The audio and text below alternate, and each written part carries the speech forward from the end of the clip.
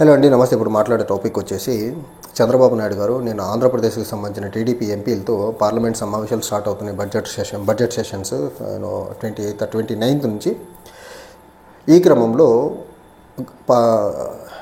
TDP ఎంపీలు పార్లమెంట్లో ఎలాంటి విధానాలను అనుసరించాలా అండ్ బడ్జెటరీ అలొకేషన్స్లో డబ్బులు ఎంత మొత్తం ఆంధ్రప్రదేశ్కి బడ్జెట్ అలొకేషన్స్ ఎక్కువ వచ్చేలా ఎలా పనిచేయాలని దిశానిర్దేశం ఇచ్చే ప్రయత్నం చేశారు. అందులో ఆయన ఒక చాలా పెద్ద భయంకరమైనటువంటి బౌన్సర్ వేసే ప్రయత్నం చేశారు. ఆ బౌన్సర్ ఏంటంటే కమింగ్ 5 yearsలో ఆంధ్రప్రదేశ్లో బుల్లెట్ ట్రైన్ యొక్క ప్రాజెక్ట్ని శంకుస్థాపన జరగాల. ఆ bullet train connecting Hyderabad, Bengaluru, Chennai as well as Amaravati or Vijayawada.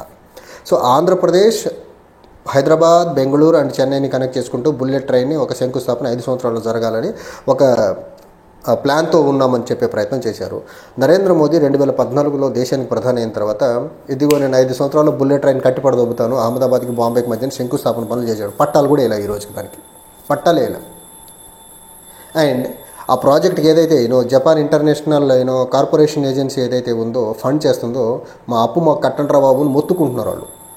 Feasibility లేని ఒక దేశంలో one of the first bullet train project ఈ రోజుకి టేక్ ఆఫ్ కాల, శంకుస్థాపన చేసి 10 సంవత్సరాలైనా పట్టాలు వేయలేని పరిస్థితి. ఇలాంటి క్రమంలో ఆంధ్రప్రదేశ్లో మనం పోలవరం పూర్తి చేసుకోవాలా, కడప స్టీల్ ప్లాంట్ లేదు, విశాఖ రైల్వే జోన్కి మొన్న శంకుస్థాపన చేశారు, రాజధాని కట్టుకోలేదు. ఈయన చెప్పినటువంటి 6 గ్యారెంటీల్లో 1 గ్యారెంటీ ఇంప్లిమెంట్ చేసి మిగిలిన 5 గ్యారెంటీలు నేను ఇంప్లిమెంట్ చేయడం డబ్బులు లేవని చేతులు ఎత్తేసాడు. ఈయన చిన్న పనులు చేయడం చేతగాని ఈయన ముఖ్యమంత్రి అయిన వెంటనే ఇదిగో టీసీఎస్ 3 నెలల్లో వైజాగ్ వచ్చేస్తుందని చెప్పి ఈ రోజుకి రాలా. ఫాక్స్కాన్ వస్తుందన్నాడు, ఫాక్స్కాన్ పక్క రాష్ట్రాలకు వెళ్ళిపోయింది. సిస్కో వస్తుందన్నారు, సిస్కో పక్క రాష్ట్రాలకు వెళ్ళిపోయింది. దావోస్ వెళ్ళి మొత్తం ప్రపంచంలో ఉన్న డబ్బు మొత్తం ఆంధ్రప్రదేశ్కి తీసుకొస్తానని చెప్పి దావోస్ నుంచి ₹1 తీసుకురాలా. ఇలాంటి అసలు ఈయన మినిమం బేసిక్గా చేయాల్సినటువంటి పనులు ఏవీ చేయకుండా ఆంధ్రప్రదేశ్ ప్రజల్ని ఒక భ్రమంలో నెట్టే ప్రయత్నంలో భాగంగా కమింగ్ 5 yearsలో బుల్లెట్ ట్రైన్ ప్రాజెక్ట్ని శంకుస్థాపన చేయాలంటే ప్రజల్ని ఎంత మిస్లీడ్ చేస్తున్నాడో చూడండి. ప్రజల్ని ఊహల్లో ఎలా ఉంచే ప్రయత్నం చేస్తున్నాడో చూడండి చంద్రబాబు నాయుడు గారు.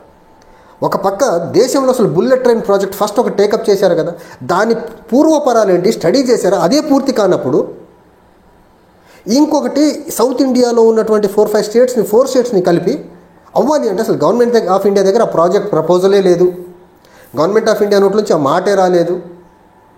అలాంటి క్రమంలో ఈయన ఈ రకంగా మిస్లీడ్ చేస్తున్నారంటే దీనికి పర్యవసానం ఏంటి అంటే, ఒకటి 6 గ్యారెంటీలు ఇంప్లిమెంట్ చేయకపోవడం వల్ల రాష్ట్రంలో ప్రజల్లో మరీ ముఖ్యంగా వెల్ఫేర్ సీకర్స్ నుంచి చాలా తీవ్రమైన వ్యతిరేకత ఉంది.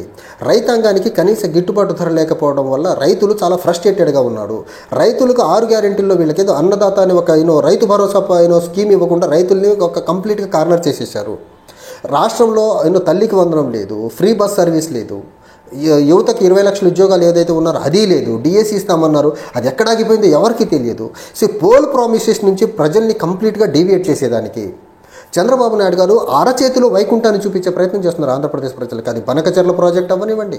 ఇప్పుడు బనకచెర్ల ప్రాజెక్ట్ గురించి ఒక కంప్లీట్ ఒక రూట్ మ్యాపే ఫిక్స్ అవ్వలేదు, బుల్లెట్ ట్రైన్ అని మొదలుపెట్టాడు. మొన్నేమో డ్రోన్ అన్నాడు. ఆ డ్రోన్ ఇండస్ట్రీస్ ఎక్కడ వచ్చినాయంటే ఎవరికీ తెలియదు. మళ్ళీ డ్రోన్ సమ్మిట్ అన్నాడు, ఇది ఆంధ్రప్రదేశ్ మొత్తం డ్రోన్లతో నిండిపోద్ది అన్నాడు. ఎక్కడ డ్రోన్స్ కనిపిస్తున్నాయి ఆంధ్రప్రదేశ్లో? అమరావతి ఇదిగో అదిగో అన్నాడు. ఏమన్నా అసలు పనులు అది ఎప్పటికవుద్దో తెలియదు అసలు.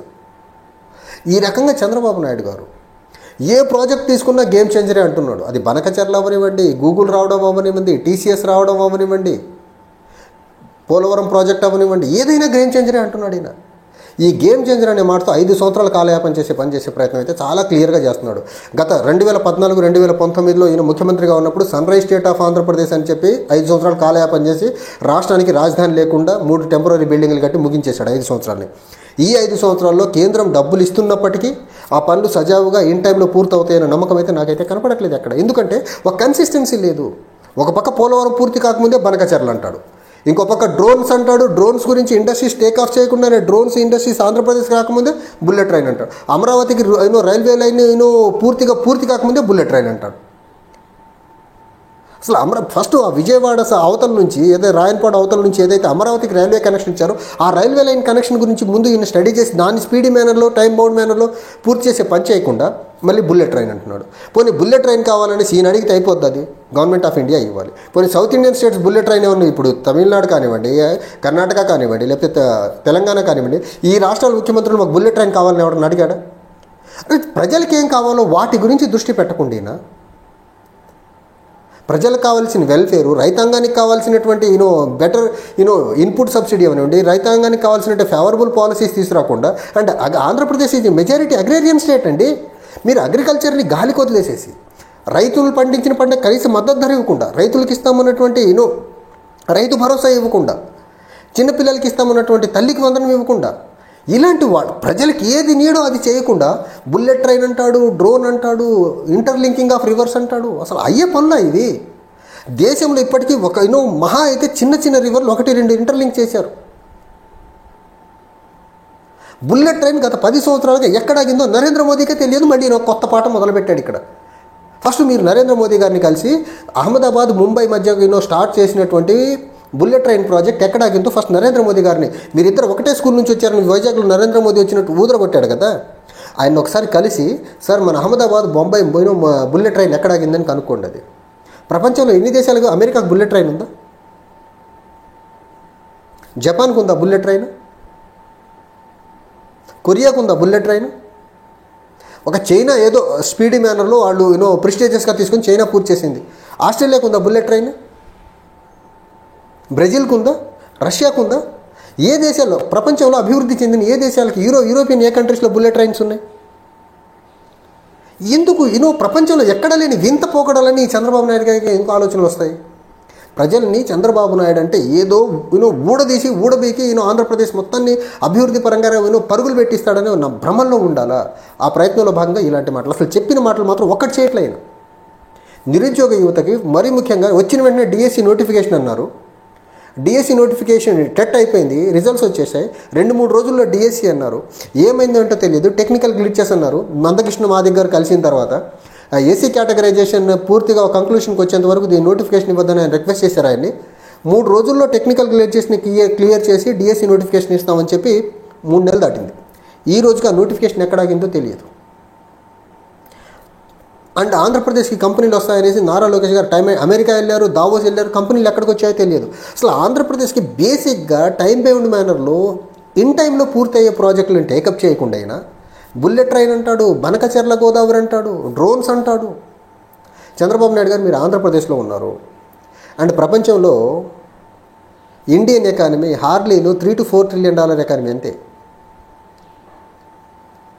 మనదే అమెరికాలో $28 ట్రిలియన్ ఎకానమీ కాదు, లేకపోతే చైనాలో $18-19 ట్రిలియన్ ఎకానమీ కాదు. Indian economy as a whole $4 trillion అండి.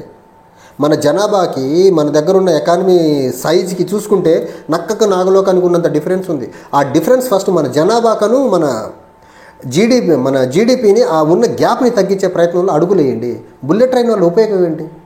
రైతాంగానికి ఏమైనా మేలు జరుగుద్దా బుల్లెట్ ట్రైన్ వల్ల? నిరుద్యోగ యువతకి ఏమైనా ఉద్యోగాలు వచ్చేస్తాయా? ఆంధ్రప్రదేశ్లో వెల్ఫేర్ ఏమైనా జరుగుద్దా? పెద్ద పెద్ద కార్పొరేట్లకు దోచిపెట్టి ఇలాంటి ప్రాజెక్టులు తప్ప మీరు సామాన్య మానవుడికి లేకపోతే ఆంధ్రప్రదేశ్లో ఉన్న సామాన్య ప్రజానికానికి ఉపయోగపడే ప్రాజెక్టులు ఏం టేకప్ చేయాలని అనిపించదా మీకు? మాట్లాడితే డ్రోన్ అంటారు, బుల్లెట్ ట్రైన్ అంటారు, బనకచెర్ల అంటారు. ముందు మీరు పోలవరం పూర్తి చేయండి. ఇదంతా కాదు అసలు. ఈ బనకచెర్ల, గోదావరిలు ఇవన్నీ కాదు. మీకు చిత్తశుద్ధి ఉంటే, మీరు నిజంగా కమిటెడ్ లీడర్ అయితే, ఆంధ్రప్రదేశ్ అభివృద్ధి కోసం మీరు నిజంగా పనిచేసి చిత్తశుద్ధి కలిగిన నాయకుడు అయితే ఆంధ్రప్రదేశ్కి సెంట్రల్తో మాట్లాడి స్పెషల్ కేటగిరీ స్టేటస్ తీసుకురండి. ఆంధ్రప్రదేశ్ పరుగుల పరంగా అభివృద్ధి పెడుతుంది, పరుగులు పెడుతుంది ఆంధ్రప్రదేశ్. మీరు అదొక్కటి తీసుకొచ్చి మీ చిత్తశుద్ధి నిరూపించుకోండి సార్. ఎందుకు ఈ బుల్లెట్ ట్రైన్లు, డ్రోన్లు సాధ్యం కానీ, లేకపోతే సత్య దూరంగా ఉన్నటువంటి బనకచెర్ల గోదావరి ఇంటర్లింకింగ్ లాంటివి? నేను బనకచెర్ల గోదావరి ఇంటర్లింకింగ్ వద్దు అని చెప్పట్లా, చాలా టైం టేకింగ్ ప్రాసెస్.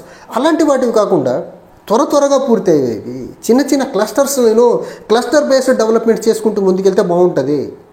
అంతే తప్ప మీరు సత్యదూరమైన బుల్లెట్ ట్రైన్లు అనేసి ఆంధ్రప్రదేశ్ ప్రజల్ని మభ్యపెట్టుకుంటే ఇలా ముందుకెళ్తే 5 సంవత్సరాలు ఖచ్చితంగా 2029 ఎంతో దూరంలో లేదు. ఇప్పటికే మీరు 6 గ్యారెంటీల విషయంలో ఆంధ్రప్రదేశ్లో మరీ ముఖ్యంగా గ్రామీణ ప్రజలు ఎలా ఉన్నారో మీకు రిపోర్ట్స్ వచ్చే ఉంటాయి. ఇంకా ఈ కాలయాపన చేసుకుంటూ ఉన్న టైంని వేస్ట్ చేయొద్దు. మీరు రాష్ట్ర అభివృద్ధిని చేయకపోయినా పర్లేదు, కానీ టైం వేస్ట్ చేసుకుంటూ రాష్ట్రాన్ని ఇంకా అభివృద్ధి పరంగా రివర్స్ డైరెక్షన్లో తీసుకెళ్లే ప్రయత్నం చేయొద్దు. Thank you.